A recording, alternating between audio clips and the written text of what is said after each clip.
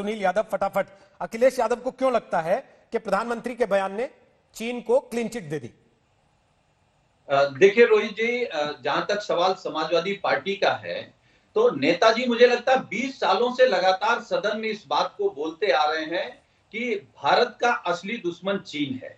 और जो हमारे राष्ट्रीय अध्यक्ष माननीय अखिलेश यादव जी ने कहा कि क्लीन चिट दे दी, तो वो इसलिए कहा कि क्योंकि सरकार और देश के प्रधानमंत्री जी ये क्या बता पाए कि जो हमारे जवान शहीद हुए हैं 20, वो किसकी जमीन पर शहीद हुए हैं। और 5 मई से लेकर के 15 जून तक ये जो उस घाटी में चल रहा था, जो सैन्य समझौता हो रहे थे, जो वार्ता हो रही थी, तो आखिर कहां हो रही थी? प्रधानमंत्री जी अगर ये कह देते हैं कि हमारे यहां कोई नहीं घुसा, कोई जमीन नहीं गई, और फिर हमारे जवान शहीद होते हैं, घायल होते हैं, तो एक सवाल खड़ा होता है। और माननीय अखिलेश यादव जी ने तो सबसे पहले ये कहा कि प्रधानमंत्री जी, पूरा देश, 133 करोड़ लोग, समाजवादी पार्टी, सब लोग आपके पक्ष में खड़े हैं, देश हित में। लेकिन आप सच बोलिए, अगर आप झूठ बोलेंगे तो 133 करोड़ लोगों का विश्वासघात होगा। और देखिए रोहित जी, जिस तरीके से हमारे देश में अगर कोई प्रधानमंत्री जी पर सवाल खड़ा करता है, तो भारतीय जनता पार्टी और सरकार ये कहने लगती है कि ये राष्ट्र विरोधी है। तो नरेंद्र मोदी जी इस देश के प्रधानमंत्री हैं, हमारे देश के राष्ट्र नहीं है। राष्ट्र भारत ही है, राष्ट्र ना तो नेहरू थे ना मोदी जी हैं। सुनील यादव, जब ये कहा जाएगा मोदी ने सरेंडर कर दिया, तो उसका मतलब क्या होगा? सच है कि मोदी क्या उसका मतलब भारत का सरेंडर होगा या नहीं होगा? सीधी लाइन में बताइए। देखिए, 2 चीजें हैं इसमें रोहित जी। सेना का सरेंडर होना और आत्मसमर्पण करना और सरकार का आत्मसमर्पण करना, दोनों अलग अलग चीजें हैं। कैसे?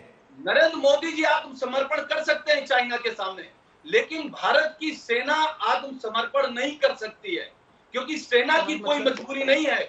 सेना केवल देश की सुरक्षा के लिए खड़ी है। तो सर, सेना अपनी मर्जी से चलती है क्या इस देश में? जी, सेना अपनी मर्जी से चलती है क्या इस देश में? कभी तो आप लोग कहते हैं कि पॉलिटिकल लीडरशिप जिम्मेदार होती है हर चीज के लिए।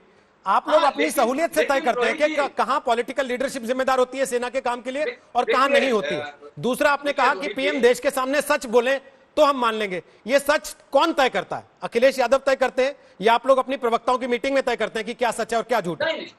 क्योंकि अजय आलोक बैठे, इन्होंने ऑल पार्टी मीटिंग शुरू होने के पहले उस दिन कहा था कि आप देख लीजिएगा, मीटिंग खत्म होने के बाद ये सारे एक सुर में बोलेंगे विपक्ष के लोग कि हमें नहीं पसंद आई बात। ये तो झूठ बोल रहे हैं।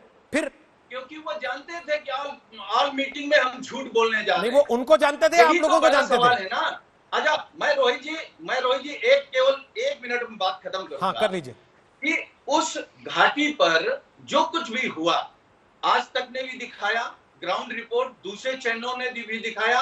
हम आपके ही चैनल की रिपोर्ट अगर मान लें, तो आपके चैनल की रिपोर्ट कुछ और कह रही है, देश के प्रधानमंत्री जी कुछ और कह रहे हैं। तो बताइए हम किसको माने? राजनाथ सिंह जी कुछ और कह रहे हैं, जो रक्षा मंत्री हैं, देश के प्रधानमंत्री जी कुछ और कह रहे हैं। ठीक है। तो कोई तो झूठ बोल रहा है, कोई तो देश के 133 करोड़ लोगों को गुमराह कर रहा है। और संबित पात्रा जी कह रहे हैं हम कुछ नहीं बताएंगे।